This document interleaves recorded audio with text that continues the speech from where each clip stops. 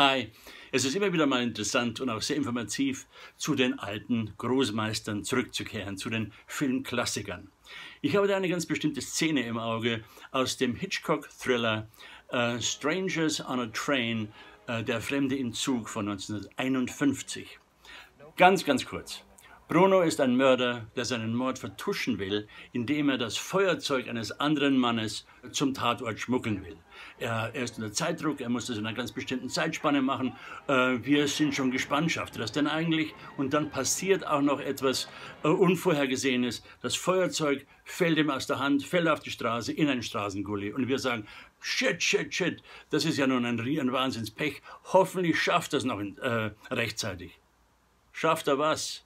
Ein scheußliches Verbrechen, um ein noch scheußlicheres Verbrechen zu vertuschen. Und wir wissen das und trotzdem fiebern wir für ihn. Hitchcock hat uns ganz eindeutig zu Komplizen des Mörders gemacht.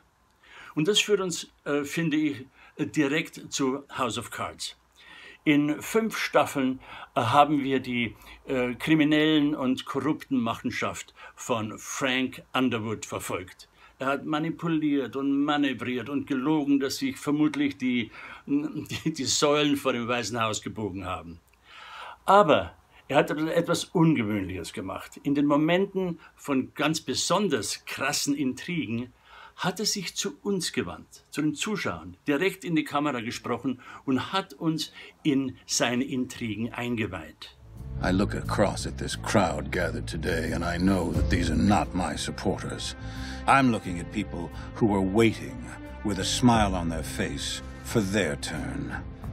And the most vicious among them are the ones who are smiling and clapping the hardest. Power is a lot like real estate, remember? So help me God. So help me God.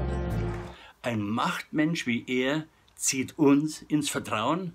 Mann, wenn das kein Privileg ist. Das ist ja geradezu ein Upgrade. Wir sind nicht mehr nur passive Zuschauer. Nein, wir sind Geheimnisträger. Wir wissen plötzlich mehr als all die Schießbudenfiguren im Weißen Haus. Wir sind Mitwisser. Frank Underwood hat uns alle zu seinen Komplizen gemacht. Und das Prinzip hat ja Hitchcock vorexerziert. Wir alle wissen, dass Frank Underwood ein Schwein ist. Aber wir gehören zum intimen Kreis seiner engen Vertrauten und wir finden es spannend zu sehen, ob er damit durchkommt. Jetzt startete die 6. und wie mir eindeutig versichert wurde, letzte Staffel. Ich habe sie hier, ich habe schon die gesamte Staffel gesehen, The Final Season. Ich habe aber versprochen, nichts davon vorwegzunehmen. Ich will euch den Spaß da nicht wegnehmen, nur 2 kleine Anmerkungen. Im Februar 2013 startete die Hollywood-Version der originalen britischen Serie House of Cards.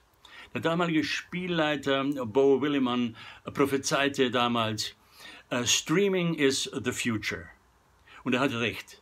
Unsere Sehgewohnheiten haben sich seitdem ziemlich stark verändert. Aber auch die politische Realität hat sich stark verändert.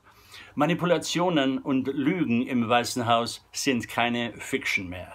Der gute alte Hitchcock-Trick scheint Realität geworden zu sein. Und damit meine ich, ich bin davon überzeugt, dass die meisten Anhänger des derzeitigen Bewohners des Weißen Hauses wissen, dass er manipuliert und lügt. Aber der macht es genau wie Frank Underwood. In vertraulich wirkenden, fast persönlich wirkenden Twitter-Messages und auch in seinen Reden, die er fast jede Woche 2, 3 hält, spricht er direkt zu seinen Zuschauern und macht sie zu Mitwissern, macht sie zu einer privilegierten Gruppe von Leuten, die dazugehören. Und deshalb bleiben sie bei ihm, stehen sie hinter ihm und finden es spannend zu sehen, ob er damit durchkommt. Hitchcock und kein Ende.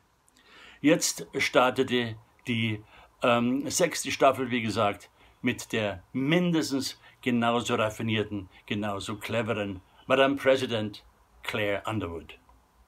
See you next time.